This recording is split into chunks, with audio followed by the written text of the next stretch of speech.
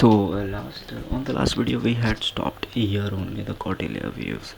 Now we will start with the definition of economics, which is given by the foreigner. Right. The first is the Adam Smith.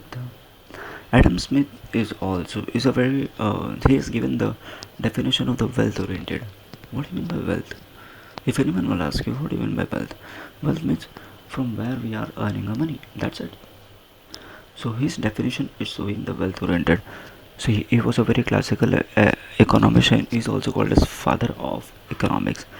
And the Adam Smith has given the wealth oriented definition of economic. Out of his many literary contribution to economics, he is the most famous for his 1776 piece of work. He had written so many things, but he is famous for his 1776 piece of work, an inquiry into the nature and cause of wealth of nation. Okay, so his work was an inquiry. There should be an inquiry in the nation, and what is the cause of wealth of nation. Adam Smith defines the economy as a science of wealth. He is defining economics nothing but it is the science of wealth.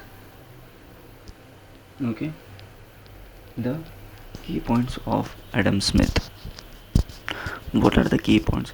Why we are focusing on key points? Key points means whatever definition they had given, so certain key points are there.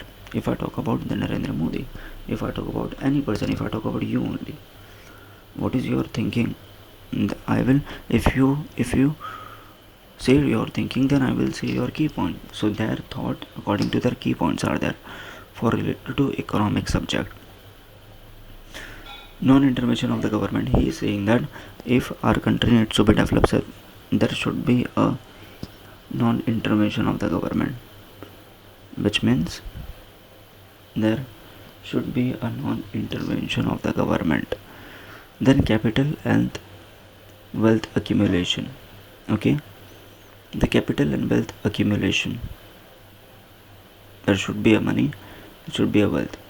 Nature's law in economic affair. Okay, the nature's law in economic affair, right?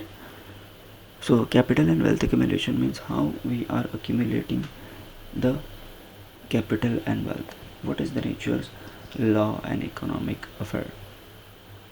And the division of labor as an aspect of growth theory. So his viewpoints are saying that these are the four viewpoints are there if our country needs to be developed. That is he is explaining. That's it. And if I talk about next, the Professor Alfred Marshall. Adam Smith has given the wealth oriented, and now he is giving the welfare oriented. Welfare by the name only you can understand, like for helping the needy people. Okay, helping the people in society. He is the neoclassical. He is a professor, which means he is a teacher, he's a professor in university. He is given the definition on his book, and his book name is Principle of Economics. Okay, which was published in 1890. Okay, his books was published in 1890. Right.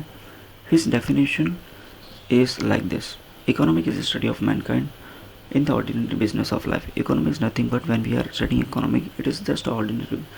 We are studying the man who is doing ordinary business.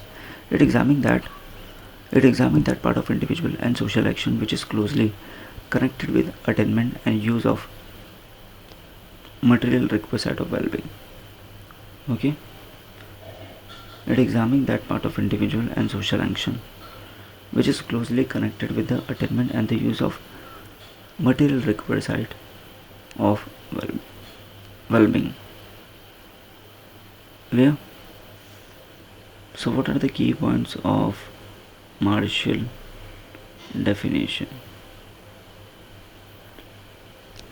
So he is saying like we need to study the ordinary man. Then he is saying economic is a behavioral science. Economic is a behavioral science because we are studying the man, right? Study of material welfare, right? And then economic is not simply a study of wealth. Okay, now the another person, Lionel Robin, scarcity oriented. Okay, scarcity oriented. So different person is giving the definition of economic in different way. So scarcity oriented definition. Scarce means something which is not in demand and which is very less scarce. Like this product is very less in the market. This is the most popular definition of economics. Robinson in his book Essay on the Nature and Significance of Economic Science, 1992, mention about the scarcity oriented definition. Economic is a science which studies the human behavior as a relationship between the ants and scarce means we have an alternative. He's explaining the economic is the study of cars.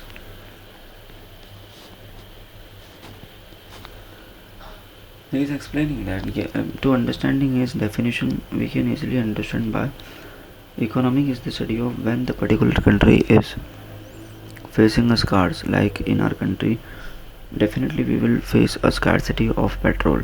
So then economic could be studied. Okay.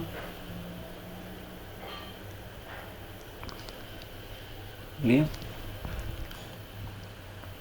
His Robinson definition are wants ends are limited, means are comparatively limited, wants and are gradable on the basis of priority, means have alternative uses. Clear? The various branches of economics.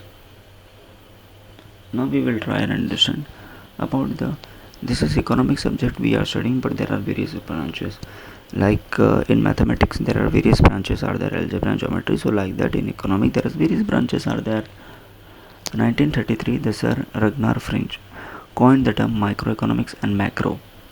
These terms are derived from the Greek word mikros. Okay, Greek word mikros and macros respectively. Right. So there is a person in 1933. He coined the terms micro and macros. Okay.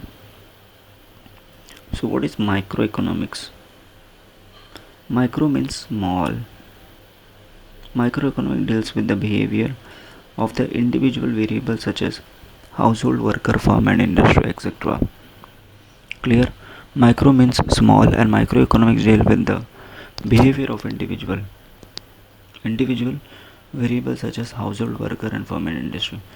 Microeconomics, specifically in microeconomics we are studying about the financial condition of individually, household, worker, firm, industry, etc. Individually, that's it. You need to keep in mind individually.